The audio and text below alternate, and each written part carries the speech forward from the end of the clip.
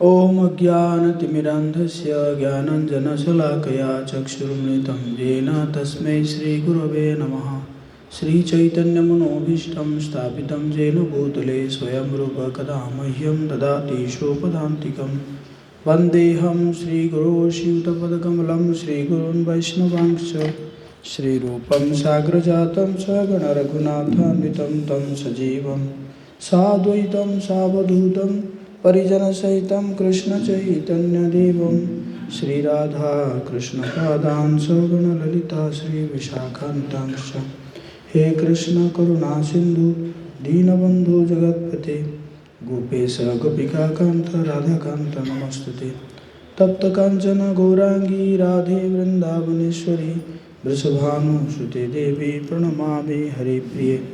वाञ्छाकल्पतरुभ्यश्च कृपा सिन्धुभ्येव च पतितानां पावनेभ्यो वैष्णवेभ्यो नमो नमः। जय श्री कृष्ण चैतन्य प्रभु नित्यानंद श्री अद्वैत गदाधर श्रीवासादि गौरभक्तवृंद। हरे कृष्णा कृष्ण कृष्ण हरे हरे, हरे राम राम राम हरे हरे।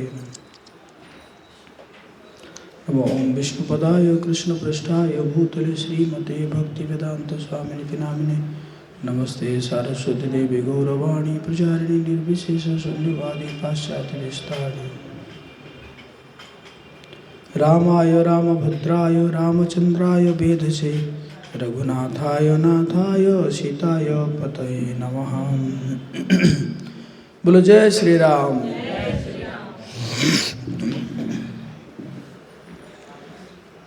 तो हम चर्चा कर ही रहे थे कि जब भरत ने कह दिया कि मैं राज्य अभिषेक अपना नहीं करवाऊंगा और मैं राम जी को ही वापस लेकर आऊँगा,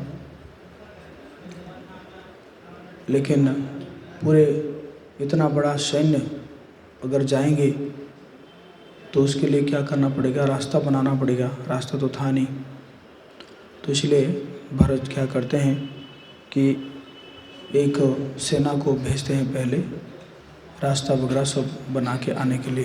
तो वो सेना जाते हैं और तुरंत रास्ता बनाते हैं। जहाँ जहाँ पे भी पेड़ है उसको उखाड़ते हैं, उसको भरते हैं, और कहीं पे नदी है तो नदी के ऊपर जो है पुल बनाते हैं, ब्रिज बनाते हैं, और इसी प्रकार उन्होंने करके आए।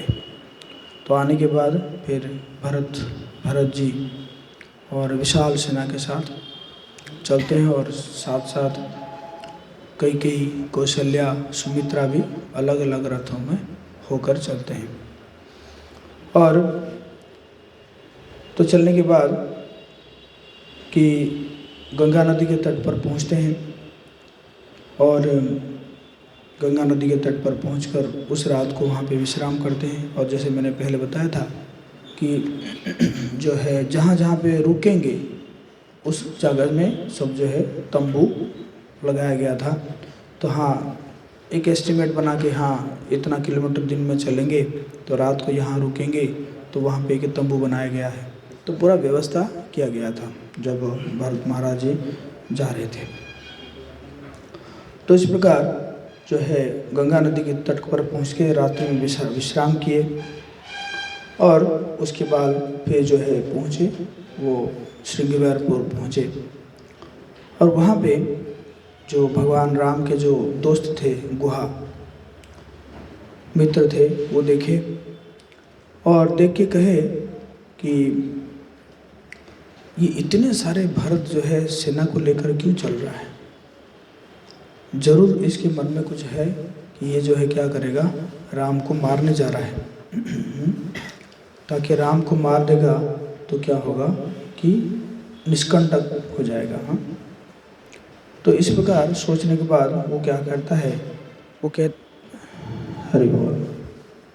क्या करता है कि जो उसके जो अनुचर थे वो सबको आदेश देता है कि 500 हमारा नौका है और 500 नौका में लगभग 100 आप लोग रहिए और हम जो है भरत को गंगा पार करने नहीं देंगे। और उसके बाद फिर वो सोचता है कि मैं मतलब कुछ भेंट लेकर, क्योंकि एक मैटर ऑफ एटिकेट है कि कुछ भेंट लेकर वो जो है जाता है भरत जी को देने के लिए। तो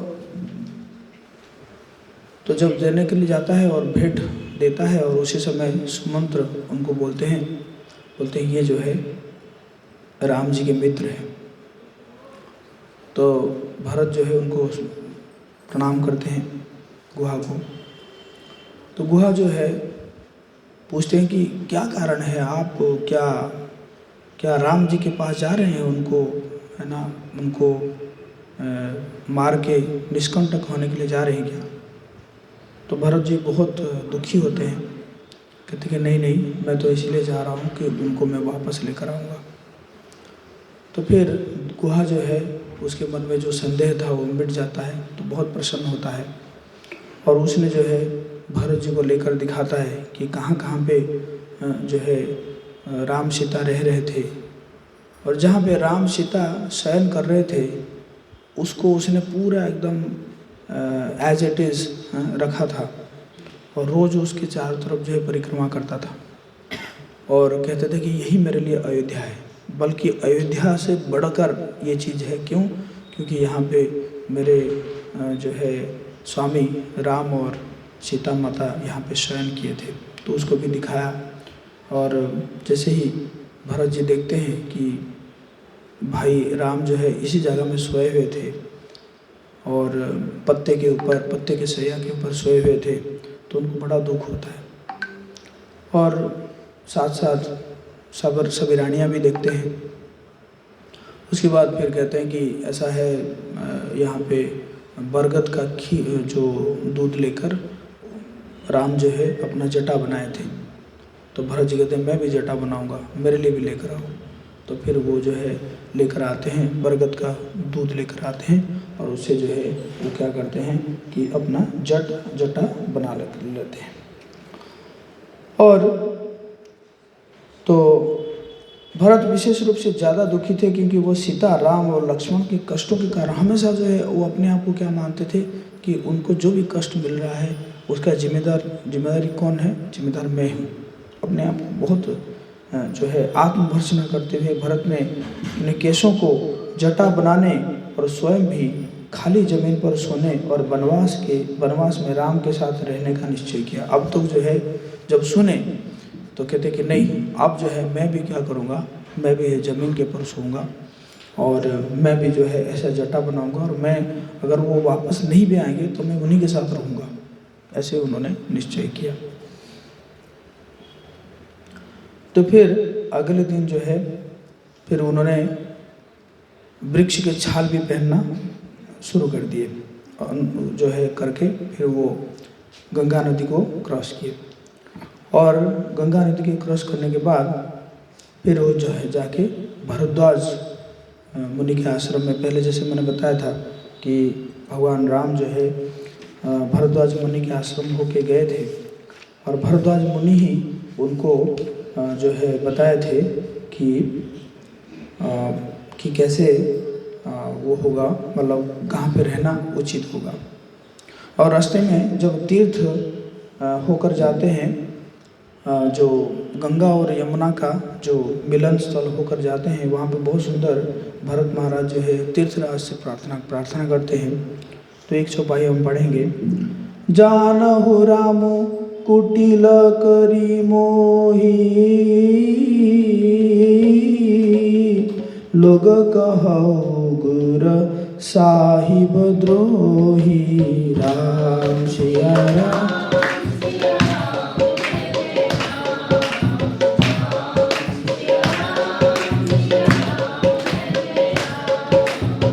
सीता राम चरण रति मोरे,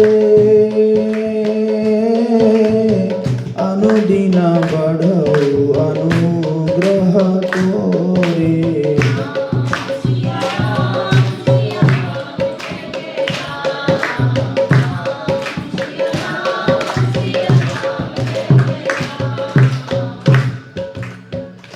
तीर्थराज जी को बहुत कुछ प्रार्थना करते हुए आखिर में वो कहते हैं, स्वयं श्री रामचंद्र जी भले ही मुझे कुटिल समझे, हो सकता है कि भगवान राम जो है मुझे कुटिल समझे, और लोग मुझे गुरुद्रोही और स्वामी द्रोही भले ही कहे, पर श्री सीताराम जी के चरणों में मेरा प्रेम आपकी कृपा से दिन दिन बढ़ता रहे, बढ़ता रहे, बढ़ता रहे।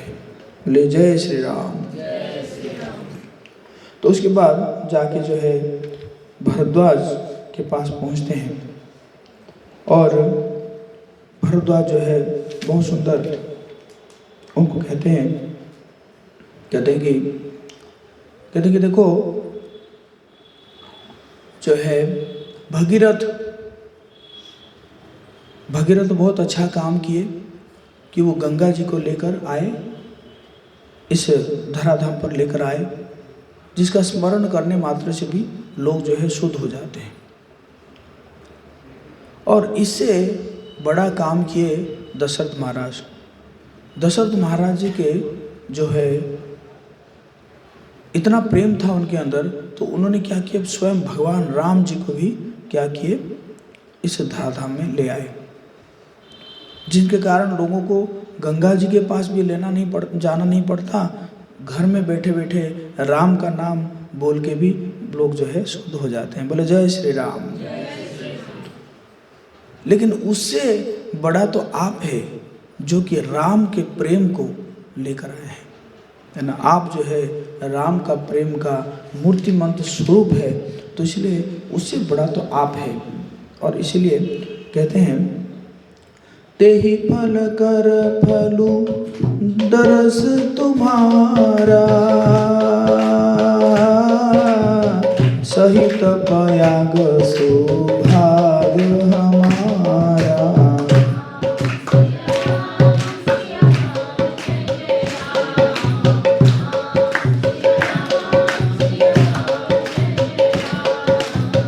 भरत धन्य तुम जसु जगु जयऊ,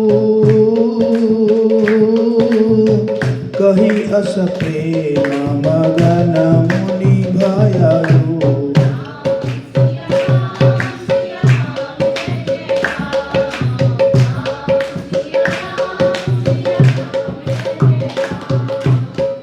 तो सबसे पहले हमने जैसे बताया था कि जब राम आते हैं तो भरद्वाज जी कहते हैं कि आज मेरा सारा तप, सारा योग, सारा व्रत आज सफल हो गया आपको दर्शन करने मात्र से। लेकिन यहाँ पे क्या कह रहे हैं कि उनके दर्शन मात्र से, किनका, सीताराम जी का दर्शन मात्र से मुझे आपका दर्शन का फल मिला, है ना। उस महान फल का परम फल यह तुम्हारा दर्शन है। प्रयागराज समेत हमारा बड़ा भाग्य है। हे भरत, तुम धन्य हो, तुमने अपने यश से जगत को जीत लिया है। ऐसा कहकर मुनि प्रेम में मग्न हो गए। तो इसी प्रकार जो है भरद्वाज मुनि जो है वो क्या किए कि बहुत सुंदर जो है यहाँ पे वर्णन है कि भरद्वाज मुनि को ऐसा उनके मन में प्रेम आया कि वो कहे कि जितने भी अयोध्यावासी आए हुए हैं और जितने भी जो है सैन्य आए हुए हैं, मैं उनको उनका मनोरंजन कराना चाहता हूँ। तो फिर उन्होंने जो है क्या किए, किन किन को बुलाए, विश्वकर्मा को बुलाए, इंद्र को बुलाए, यम, वरुण, कुबेर, सभी अन्य देवताओं को उन्होंने बुलाए भरद्वाज मुनि, और बुला के बोले कि इनका जो है जितने भी आए हैं सबका मनोरंजन किया जाए।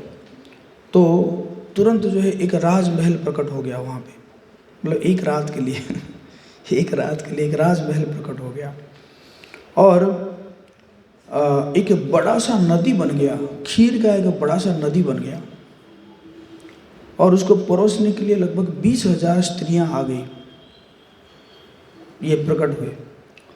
और उसी प्रकार नारद, तुम्बरु और गोप नामक प्रमुख गंधर्व भरत के लिए राम की महिमा गीत गाने के लिए आए, और भरद्वाज मुनि ने दिव्य वृक्षों को गंधर्वों के साथ वाद्य बजाने के लिए बुलाया।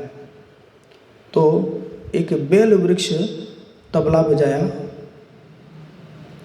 और पीपल के वृक्षों ने नृत्य किया। तमाल जैसे अन्य वृक्ष कुबड़ों और बैनों के रूप में भरत की सेवा करने के लिए प्रकट हुए और जम्बू वृक्षों ने युवा स्त्रियों का रूप धारण किया। तो इसी प्रकार बहुत सुंदर जो है रात को मनोरंजन करने के लिए भरद्वाज ने वो किए। और कुछ तो सैनिक जो है वो चिल्लाने लगे, यही स्वर्ग है, यही स्वर्ग है, हमें और कहीं नहीं जाना है, हम ना अयोध्या जाएंगे ना आगे जाएंगे, इसी प्रकार चिल्लाने लगे। लेकिन सुबह हुआ तो सब खत्म क्योंकि सुबह जो है सारी देवताएं भरद्वाज मुनि से अनुमति मांगे जाने के लिए, तो वो फिर गए। उसके बाद आगे बढ़े और फिर जो है चित्रकूट जाने का रास्ता पूछ रहे हैं, तो भरद्वाज मुनि उनको बताए। और भरद्वाज जो है देखे कि 3 स्त्रियां हैं, तो उन 3 स्त्रियों के बारे में पूछते हैं कि ये कौन है। तो भरत जी कहते हैं ये तो महाराज जी के ज्येष्ठ पत्नी है, विधवा पत्नी कौशल्या है, और ये तो लक्ष्मण और शत्रुघ्न की माँ है। और फिर अपनी माँ के बारे में बताते हैं कि ये जो है अत्यंत निष्ठुर, अभद्र, घमंडी, पापी है और इसका नाम कैकेयी है। तो जैसे ऐसे कहते हैं तो भरद्वाज जो है उनको कहते हैं कि नहीं, ऐसे कहने नहीं चाहिए, अपनी माता को अपराध नहीं मानना चाहिए, क्योंकि राम का जो वनवास का उद्देश्य अत्यधिक महत्वपूर्ण है और उसमें ये जस्ट एक यंत्र बनी हुई है, एक है ना, योजना का एक अंग मात्र बनी हुई है और जिससे सभी लोगों का कल्याण होगा। इसके बाद फिर जो भरद्वाज ऋषि की प्रदक्षिणा करके भरत ने अपनी सेना को प्रस्थान करने का आदेश करते हैं और ऐसे करते करते जो है जाके चित्रकूट पहुंचते हैं। अब जब चित्रकूट में पहुंचते हैं तो उस समय भगवान राम और सीता माता दोनों मंदाकिनी नदी के तट पर बैठे हुए थे, कुटिया से कुछ दूर में। और वहाँ पे भगवान राम जो है उनको, सीता माता को बता रहे थे कि देखो, फल के बारे में बता रहे थे कि ये जो फल है इस फल का नाम क्या है और इसको कैसे मुनि ऋषि खाते हैं।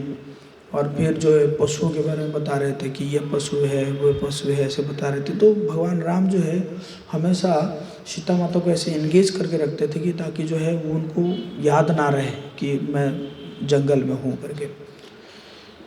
तो इसी प्रकार कर रहे थे और उसी समय क्या हुआ कि जंगल के पशु जो है वो दौड़ने लगे। पशु एकदम जैसे डर के मारे से दौड़ने लगे और कुछ जो है धूल उड़ने का ऐसे आया, संकेत आया। तो फिर जो है लक्ष्मण जी थे दूर, तो भगवान राम ने कहा, लक्ष्मण थोड़ा देखो तो क्या हो रहा है, ये पशु सब ऐसे भयभीत होकर दौड़ क्यों रहे हैं। तो लक्ष्मण जी क्या करते हैं कि एक पेड़ के ऊपर चढ़ जाते हैं और चढ़ के बोलते हैं कि कोई एक विराट सेना आ रहा है, अस्त्र शस्त्र सहित हमारे तरफ आ रहा है। तो भगवान कहते हैं कि थोड़ा देखो तो ध्वजा कौन सा है, ध्वजा से पता चलेगा ना वो कहाँ से आए हैं। तो फिर लक्ष्मण जी गौर से देखते हैं कि वो अयोध्या का ध्वजा दिखता है। तो फिर लक्ष्मण जी तुरंत उतर जाते हैं, कहते हैं कि ये भरत आया है, जो है आपको मारने के लिए आया है। तो तुरंत हम जो है हमें वो हो जाना चाहिए और उसको जो है हम अच्छा हुआ यहीं पे आ गया, यहीं पे उसको गिरा दूंगा मैं, मार के जो यहीं पे गिरा देंगे, है ना, अच्छा हुआ आ गया यहीं पे, है ना। तो इसी प्रकार जब कहते हैं तो भगवान राम जो है वो उनको शांत कराते कि नहीं ऐसा हो नहीं सकता कि भरत मुझे जो है मारने आएगा, ऐसा हो नहीं सकता। और फिर भी जब लक्ष्मण जी ज़्यादा कहते हैं तो फिर उनको शांत करने के लिए कहते हैं कि तुम्हें राज्य चाहिए क्या, राज्य चाहिए तो बोलो, अभी भरत आ रहा है उसको बोल के दे दूंगा। तो फिर लक्ष्मण जी फिर चुप हो जाते हैं। तो उसके बाद जो है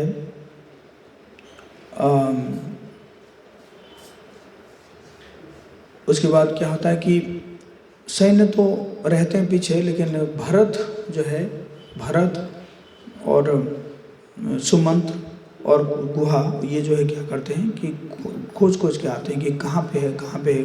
बहुत बड़ा है ना, चित्रकूट बहुत बड़ा है। तो देखते हैं कहाँ पे करके करते करते जो है वो कुटिया मिलता है। और कुटिया मिलता है तो फिर जैसे ही राम जी को देखते हैं तो वो दौड़ते हैं, भरत जी दौड़ते हैं, और भरत जी दौड़ते हैं और राम जी भी दौड़ते हैं। दौड़ते दौड़ते भरत जी गिर जाते हैं, मूर्छित होकर गिर जाते हैं, क्योंकि वो सहन नहीं कर पाते हैं कि भगवान जी को इस प्रकार के जो जंगली ड्रेस में देखने के लिए, वस्त्र जो है ये पेड़ का छाल पहन रखे हैं, जटा है, तो वो सहन नहीं कर पाते हैं। तो बड़ा कष्ट होता है हमको। और फिर जो है भगवान राम उनको उठाते हैं, और उठा के भगवान राम भी देखते हैं कि ये भी जटा बना लिया। तो बोलो ये तो विरुद्ध है ना, कि राजा को तो जटा नहीं बनाना चाहिए। तो भगवान राम कहते हैं कि तुम ऐसे क्यों कर दिए, तुम जटा क्यों बनाए हैं ना? और तो तुम तो मतलब भगवान राम जी को लगा कि अब तो ये राज्याभिषेक हो गया होगा इनका। तो इसी कारण वो बहुत कुछ पूछते हैं कि क्या क्या चल रहा है, क्या बहुत कुछ पूछते हैं। एक धर्मपरायण राज्य निश्चित ही समृद्धि के मार्ग पर आगे बढ़ता है। क्या ब्राह्मण, देवताओं और वृद्धों को उचित आदर सम्मान मिल रहा है अयोध्या में? क्या राज्य की स्त्रियां को उचित सम्मान मिल रहा है? क्या वे सुरक्षित है? क्या विवादों का न्यायपूर्ण निपटरा जो है किया जा रहा है?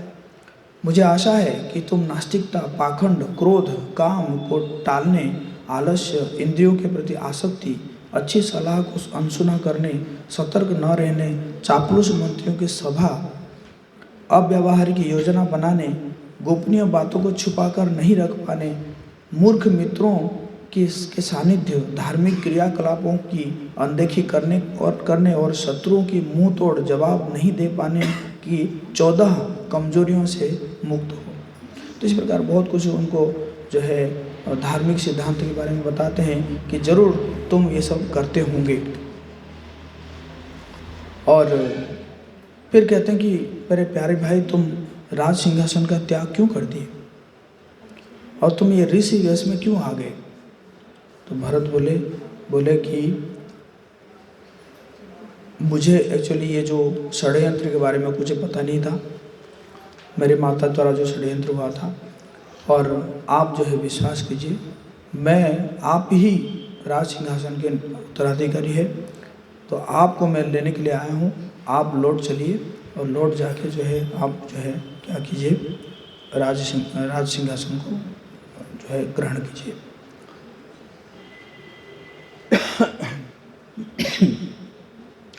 तो जो भगवान कहते हैं कि नहीं, मैं किसी को दोषी नहीं समझता हूँ, और ये जो है विधि का विधान है। तो इसलिए सच तो यह है कि बुजुर्ग अपने आश्रितों के ऊपर मनचाह बर्ताव करने के लिए स्वतंत्र है। जो भी हमारे लिए हुआ है वो उनका राइट है, उनका अधिकार है। तो तुम जो है राज सिंहासन को स्वीकार करो और राज्य पर शासन करो, यही तुम्हारे पिता की इच्छा थी। और जहाँ तक मेरा प्रश्न है, मैं 14 वर्ष वन में रहकर व्यतीत करने के लिए संकल्पित हूँ, और मैं पिता की आज्ञा को सर्वोच्च धार्मिक नियम मानता हूँ। तो भरत ने कहा कि नहीं, आप जब बड़े हैं मैं छोटा हूँ, मैं इसको ग्रहण नहीं कर सकता। और आपको अयोध्या लौटना ही होगा, और हमारे पिता के दिवंगत आत्मा के कल्याण के लिए तर्पण करने के बाद राज सिंहासन पर विराजना होगा। अभी तक भगवान को पता नहीं था कि दशरथ महाराज जा चुके हैं। जैसे इतना बोलते हैं भरत जी कि हमारे जो दिवंगत पिता हैं उनको तर्पण करके आपको करना होगा, तो भगवान राम जो है वो मूर्छित हो जाते हैं, दुख से मूर्छित हो जाते हैं, विलाप करने लगते हैं। फिर उसके बाद विलाप करने लगते हैं और फिर कहते हैं कि अब तो मैं अयोध्या कभी नहीं लौटूंगा। तो उसके बाद फिर ऐसे करने के बाद फिर मंदाकिनी नदी के तट पर जाते हैं और मंदाकिनी नदी के तट पर जाकर वहाँ पे जो है तर्पण करते हैं, दशरथ महाराज के लिए तर्पण करते हैं। और वैसे आप जानते होंगे तर्पण करने के लिए या पिंडदान करने के लिए क्या लगता है, जौ का आटा ये सब लगता है, लेकिन वहाँ पे तो कुछ था नहीं, बस कुछ कंदमूल फल यही सब था, उसी से जो है वो तर्पण करते हैं। और तो उसके बाद जो है वशिष्ठ और उनके जो 3 माताएं वहाँ पे आके पहुँचते हैं, और आके पहुँचते हैं तो देखते हैं कि क्या है तर्पण में, क्या लगाया गया है, इंगुड़ का फल और थोड़ा सा गुदा था।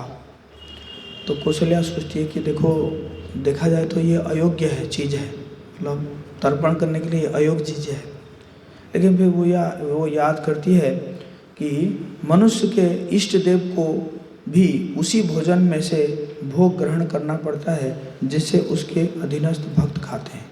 जो भक्त जो खाते हैं उसी को तो करेंगे ना। जैसे एक बार क्या हुआ कि वृंदावन में राधा मदन मोहन जो है वो कहीं किसी के घर में थे, एक विग्रह था, और सनातन गोस्वामी जाते थे, भिक्षा मांगने के लिए जाते थे, मधुकरी करने के लिए जाते थे। तो उन्होंने, वो जिसके घर में थे, उन्होंने कहा कि माँ मैं ना ये बाबा के साथ रहना चाहता हूँ सनातन गोस्वामी पाद के साथ रहना चाहता हूँ। तो फिर उन्होंने कहा कि ऐसा है, वो कह रहे हैं कि आपके साथ रहना चाहते हैं वो। तो सनातन गोस्वामी पाद ने कहा मैं तो उनको कुछ दे नहीं सकता, मैं जो भी मधुकरी में मिलेगा वही मैं दे सकता हूँ, और तो कुछ मैं दे नहीं सकता।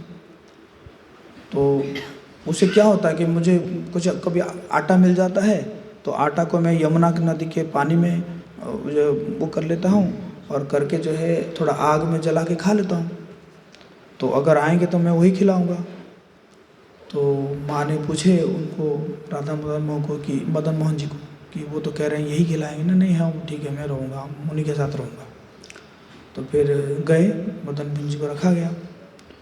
तो कुछ दिन के उपरांत जो है मदन मोहन पूछे थोड़ा आटा में थोड़ा नमक नहीं डाल सकते? तो सनातन गोस्वामी पाद ने कहा कि देखो आज आप नमक मांग रहे हो, कल फिर आप खीर मांगोगे, फिर आप 56 भोग मांगोगे, अब मेरे पास इतना कुछ है नहीं तुम्हें देने के लिए, है ना, खाना है तो खाओ नहीं तो जाओ तो मदन मोहन कहते ठीक है जो दे रहा हो चलेगा, है ना। उसके बाद फिर मदन मोहन जो है एक सेठ के द्वारा फिर व्यवस्था कराते हैं, फिर उनका बड़ा मंदिर बनता है, फिर उनको जो है वो किया जाता है। तो वही कौशल्या माता उसको जो है याद करती है। और उसके बाद फिर जो है चर्चा चलता है कि जो है राम जी को वापस जाना है। तो एक बड़ा लंबा चर्चा चलता है। तो राम जी तो मान नहीं रहे थे, और तो उन्होंने कहा कि भरत ने कहा कि देखो हमारे पिता जो है वो आसक्त हो गए थे, पत्नी के प्रति आसक्त हो गए थे, और इसी कारण जो है उन्होंने ऐसे वचन गलती कर दिए थे। और आप तो क्षत्रिय है, तो आप क्षत्रिय है तो उसको सुधारना चाहिए ना। पिताजी काम वासना से अगर ऐसा कुछ गलती कर दिए थे तो उसको आपको सुधारना चाहिए। तो आप मुझे वापस चलिए, आप एक गृहस्थ है और जो है लेकिन आप जैसे सन्यासी जैसे यहाँ पे रह रहे हैं, तो ये तो ठीक नहीं ना, आप एक क्षत्रिय है, आप गृहस्थ है। तो फिर भगवान जो है उनको जो है डांटते हैं, कहते नहीं ये जो है ये ऐसा कुछ ये गलत चीज़ है। अगर पिता के बारे में तुम बोल रहे हो कि पिता जो है काम वासना में आ गए थे, और वो विधि का विधान था। और तो और वैसे भी वो फिर कहते हैं कि जो एक्चुअली जो सुमित्रा और कौशल्या की जो विवाह हुई थी पहले हो गया था विवाह। एक्चुअली कौशल्या और सुमित्रा दोनों बहन ही हैं। ऐसा वर्णन है एक जगह में कि दशरथ महाराज गए थे कौशल्या को विवाह करने के लिए, कौशल्या माता को। तो जब गए थे तो उस समय रावण जो है क्या क्या कौशल्या को जो है अपहरण कर लिया, और अपहरण करके जंगल में कहीं पे छुपा के चला गया, एक मंदिर में बंदी बना के चला जाता है। अब दशरथ महाराज जब पहुंचते हैं तो कौशल्या है नहीं, तो क्या किया जाएगा, तो सुमित्रा को जो बिठा दिया जाता है विवाह कराने के लिए।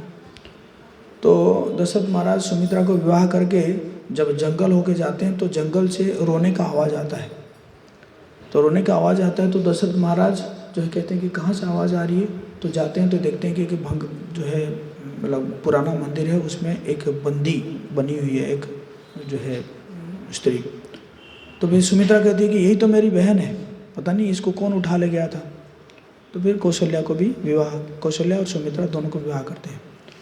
कौशल्या और सुमित्रा से जब पुत्र कोई संतान उत्पन्न नहीं होता है तो फिर कैकेयी को विवाह करते हैं, और कैकेयी को जब विवाह करते हैं तो वहाँ पे दशरथ महाराज वचन देते हैं कि कैकेयी का पुत्र जो है वो क्या बनेगा, राजा बनेगा। क्योंकि जब कौशल्या और सुमित्रा के पुत्र नहीं हो रहे हैं तो ऑब्वियस है कि कैकेयी का पुत्र होगा वही राजा बनेगा। तो यही कहकर जो है दशरथ महाराज उनको विवाह करते। तो भगवान कह रहे हैं कि ये तो वचन दिए थे, दशरथ महाराज वचन ही दिए थे कैकेयी को कि उनका पुत्र ही जो है राजा बनेगा, तो उसमें उनकी क्या गलती है।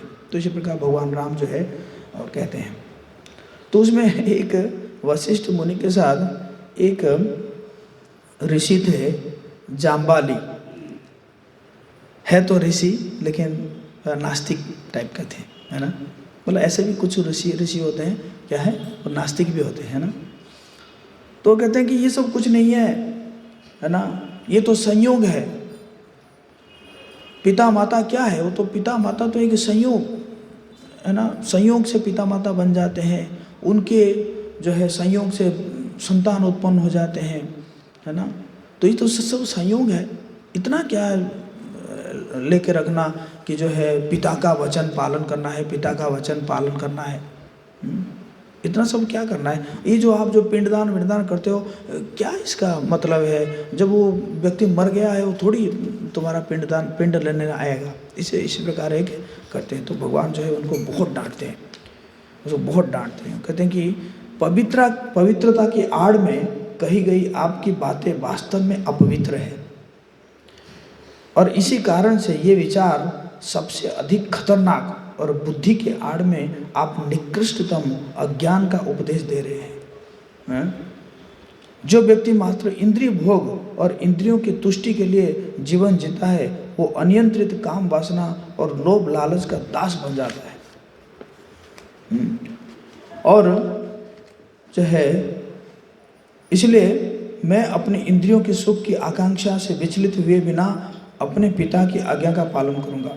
यह पृथ्वी के कार्य क्षेत्र है। अत्यंत दुर्लभ मानव योनि प्राप्त करने के बाद मनुष्य को मात्र पुण्य कार्य ही करना चाहिए। फिर कहते हैं कि मेरे पिता ने आपको परामर्शदाता के रूप में नियुक्त करके बहुत भूल की है, जाम्बाली को कहते हैं। तो फिर आपके जैसे लोग इतने अधम पापी होते हैं कि वेदों में से निरीश्वरवादी का मुख तक देखने की मनाही की गई है। और यहाँ पे जो है दो लोगों को भगवान राम वो कर रहे हैं, बौद्धों के समान कटु निरीश्वरवादी। एक्चुअली जो बुद्धिस्ट जो है वो क्या है, निराकारवादी है ना, वो वेदों को नहीं मानते है ना। ऐसा कहा गया कि जो कल के भगवान आएंगे तो सबसे ज़्यादा ये बुद्धिस्ट को ही काटेंगे पहले, जो आएंगे कल के भगवान कलयुग के अंत में। तो इसी प्रकार जो है भगवान राम कहते हैं। और फिर बहुत ज़्यादा क्रोधित हो जाते हैं तो वशिष्ठ जो है उनको समझाते हैं, भगवान राम जी को समझाते हैं कि देखो सबसे बड़ा जो है इक्ष्वाकु वंश में यही हुआ है कि सबसे बड़ा पुत्र ही राजा बनता है। और तो अब बड़ा अगर जीवित है तो फिर जो है कभी छोटा जो है वो राजा बन नहीं सकता। तो इसलिए मैं आज्ञा देता हूँ, मेरी आज्ञा को तुम्हें मानना होगा क्योंकि मैं गुरु हूँ। और गुरु की आज्ञा जो है वो पिता माता की आज्ञा से जो है वो ज़्यादा इम्पोर्टेंट होता है, महत्वपूर्ण होता है। तो फिर भी जो है भगवान राम कहते हैं नहीं, पिता माता के आदेश को उल्लंघन मैं नहीं कर सकता। और फिर भरत जो है कहते हैं कि ठीक है आप लोग जो करना है करो, मैं ये कुटिया के सामने जो है ये बिछा देता हूँ, कुछ का घास बिछा देता हूँ और मैं आंखें बंद करके उपवास रहूँगा, और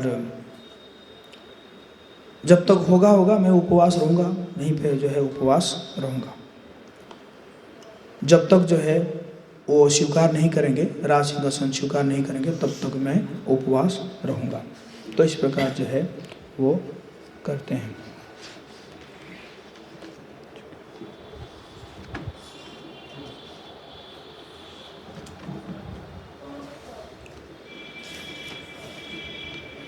तो इस प्रकार जब हट करते हैं तो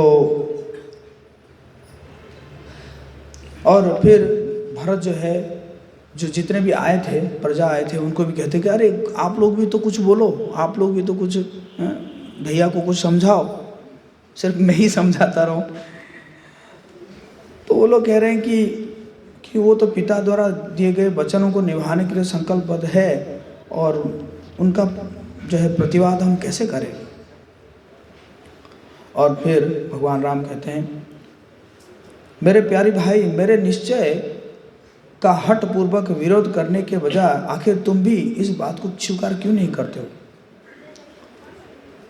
तो फिर जो है कहते हैं कि भगवान भरत कहते हैं, मेरे प्रिय राम, आप मुझे अपने स्थान पर 14 वर्ष का वनवास भोगने दें और आप अयोध्या को लौटकर राजकाज संभालें। मुझे ठीक है, पिताजी का वचन पालन करना है तो मैं कर लेता हूँ। तो भगवान कहते हैं कि नहीं, ये उचित प्रस्ताव नहीं है, क्योंकि व्यक्ति किसी दूसरे का स्थान तभी ले सकता है जबकि दूसरा व्यक्ति वो कार्य करने में असमर्थ हो। अगर मैं असमर्थ होता तब जो है तुम इसको कर सकते थे, लेकिन मैं तो समर्थ हूँ। और उसी समय आकाश मंडल में कुछ ऋषिगण आ जाते हैं और ऋषिगण आके कहते हैं कि हे भरत, आपको अपने बड़े भाई की सलाह मान लेना चाहिए। क्योंकि एक्चुअली क्या ना, सारे ऋषियाँ देवताएं वो सब भी क्या चाहते थे कि भगवान जो है वन में रहेंगे तभी तो असुरों का विनाश करेंगे, है कि नहीं।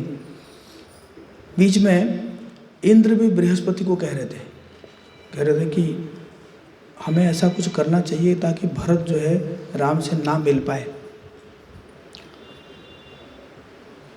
क्योंकि हो सकता है कि राम जो है ना बहक जाए उनके बातों पे।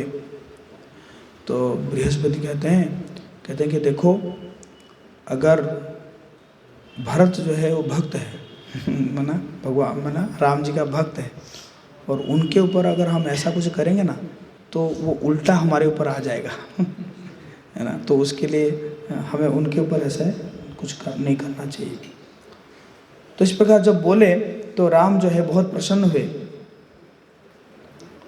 अब जो है भरत राम जी का चरण कमल पकड़ लिए, कहे कि मेरे प्यारे भाई, तुम मेरे बिना भी राजकाज चलाने और जो है नहीं, वो फिर राम जी उठा के बोलते हैं भरत जी को, तुम मेरे बिना ही ये सब शासन कर सकते हो। मुझे मेरे निर्णय से पीछे हटना असंभव है, इसलिए तुम्हें भी अपनी अनिच्छा का त्याग करके उस उत्तरदायित्व को स्वीकार करना चाहिए। तो फिर भरत जो है आखिर में क्या करते हैं कि एक सोने से मढ़े हुए लकड़ी का एक जोड़ा खड़ाऊ लाए और उन्होंने राम से उन पर अपने चरण कमलों को रखने का अनुरोध किया। राम ने खड़ाऊ पहने और तत्काल ही उन्हें भरत को लौटा दिया। तो गोस्वामी तुलसीदास जी कहते हैं, भरत शिल गुरु सचिव समाजु सकुच स्नेह विवसार भुराजु।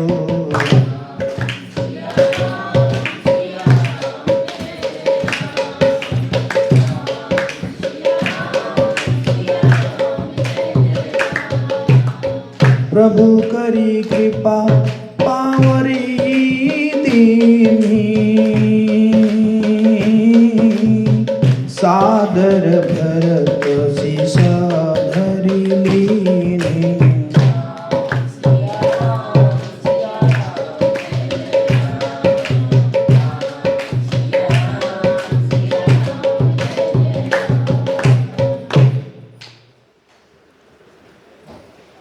कहते हैं कि इधर तो भरत जी का प्रेम और उधर गुरुजनों, मंत्रियों तथा समाज की उपस्थिति, यह देखकर रघुनाथ जी संकोच तथा स्नेह के विशेष वशीभूत हो गए। आखिर प्रभु श्री रामचंद्र जी ने कृपा कर खड़ाऊ दे दी और भरत जी ने उन्हें आदर पूर्वक सिर पर धारण कर लिया। बोले जय श्री राम।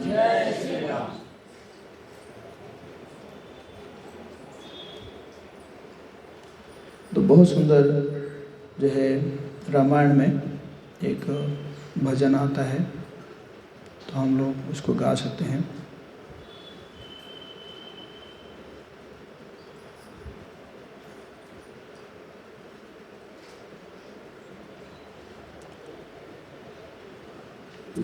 राम भक्त ले चला रे राम की निशानी, राम भक्त ले चला, राम भक्त ले चला रे राम की निशानी, राम भक्त ले शीश पर खड़ा हूँ आँखियों में पानी, शीश पर खड़ा हूँ, राम भक्त ले चला रे राम की निशानी।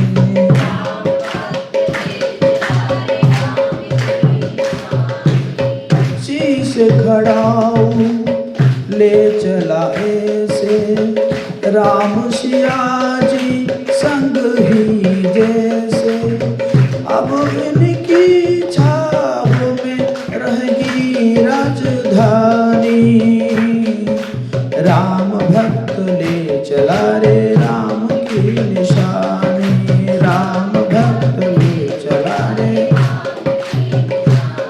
ओ राम भक्त ले चला रे राम की निशानी, राम भक्त पल छिन लागे सदियों जैसे, 14 बरस कटेंगे कैसे, जाने समय क्या खेल रचेगा, कौन मरेगा कौन बचेगा, कब्र मिलने फूल फूल खिलेंगे, नदिया के 2 फूल मिलेंगे, जी करता है यही बस जाऊं, हिल मिल 14 बरस बिताए, राम बिन कठिन है एक घड़ी बितानी, राम भक्त ले चला रे राम की निशानी।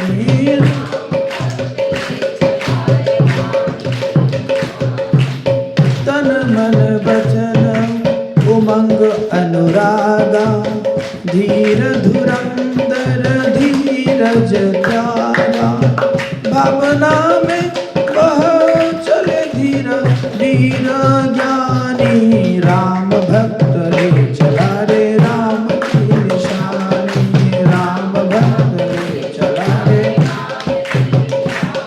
ओ राम भक्त ले चला रे राम की निशानी।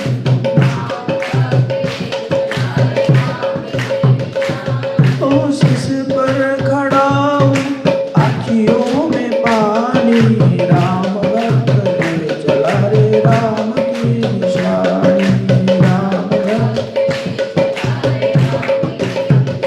ओ राम भक्त ले चला रे राम की निशानी, राम भक्त।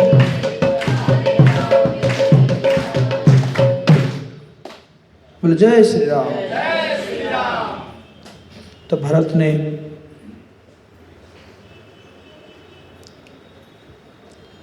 राम को शीश झुकाकर प्रणाम किया और बोले, अब राज्य का शासन इन खड़ाऊ द्वारा ही किया जाएगा।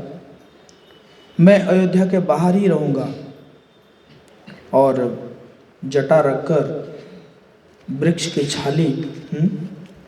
छाल के वस्त्र पहना करूँगा। हे राम, मैं आपके लौटने की प्रतीक्षा करते हुए सिर्फ फल और कंदमूल ही खाऊंगा। परंतु यदि 14 वर्ष बाद भी आप वापस नहीं आए तो मैं अग्नि में प्रवेश करके प्राण त्याग दूंगा। मतलब ऐसे प्रकार उन्होंने शर्त रखा कि ठीक है 14 साल से एक दिन भी ज़्यादा नहीं, अगर एक दिन ज़्यादा होगा तो मैं क्या करूँगा, अग्नि में अपने आप को समर्पण कर दूंगा, प्राण त्याग दूंगा। तो इस प्रकार भगवान राम ने भी इस शर्त को स्वीकार कर लिया और शत्रुघ्न का आलिंगन किया और फिर जो है चले। तो चलते चलते जो है भरद्वाज मुनि के आश्रम में पहुँचे। तो भरद्वाज मुनि के आश्रम में जब पहुँचे तो वशिष्ठ ने कहा कि कुछ ऐसा वरदान दीजिए ताकि अयोध्यावासियों का जो भी दरकार हो, जो भी आवश्यक है, उसे पूरा हो।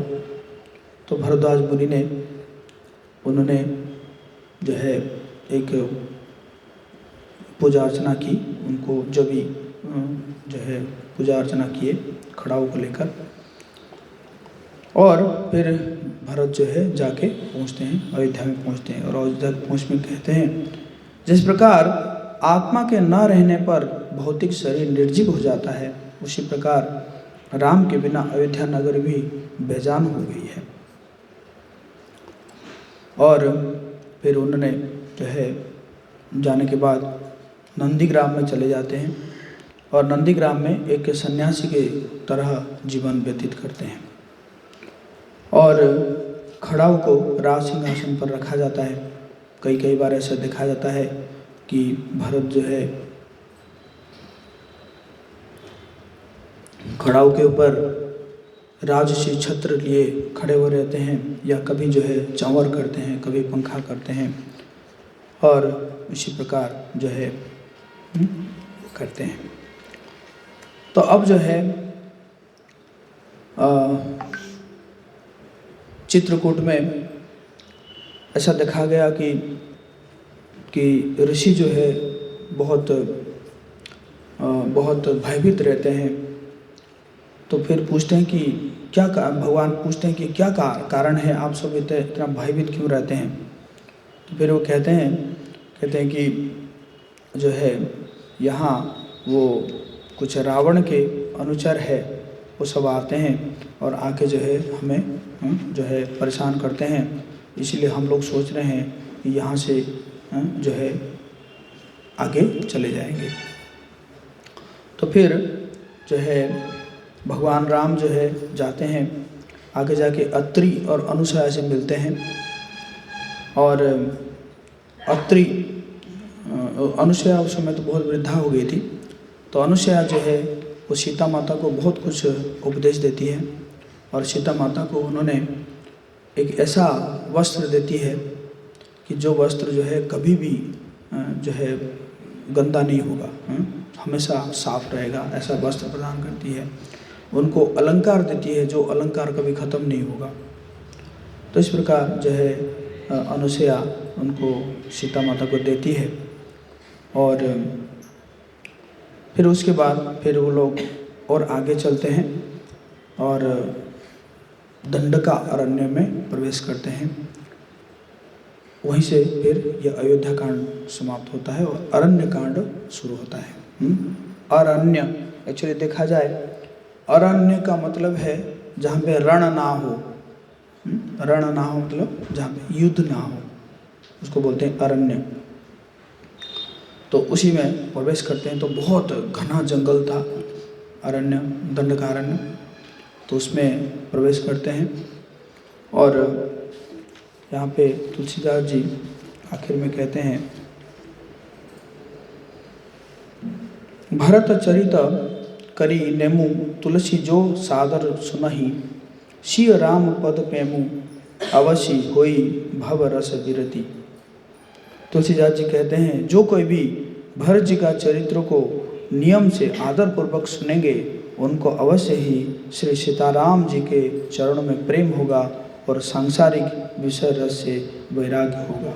बोले जय श्री राम, जय सीताराम लक्ष्मण हनुमान की, राम कथा महामहोत्सव की जय। तो यहीं पे आज विराम देते हैं और कल से फिर हम अरण्य कांड शुरू करेंगे कल सुबह। हरे कृष्णा कृष्णा कृष्णा हरे हरे, हरे राम राम राम हरे हरे।